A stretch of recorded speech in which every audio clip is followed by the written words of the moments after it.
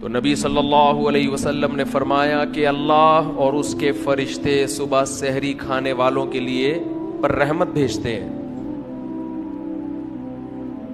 فرشتے رحمت کی دعا کرتے ہیں ان لوگوں کے پر جو صبح اٹھ کے, کیونکہ اللہ کو یہ ادا بھی اپنے بندوں کی پسند آتی ہے کہ دنیا میں کوئی قوم اس ٹائم پہ کھانا نہیں کھاتی اور میرے نیک بندے صبح اٹھ کے کھا رہے ہیں. کیوں؟ کس کا حکم ہے؟ اللہ کا حکم ہے. کلوا واشربوا حتى يتبين لكم الخيط الابيض من الخيط الاسود من الفجر.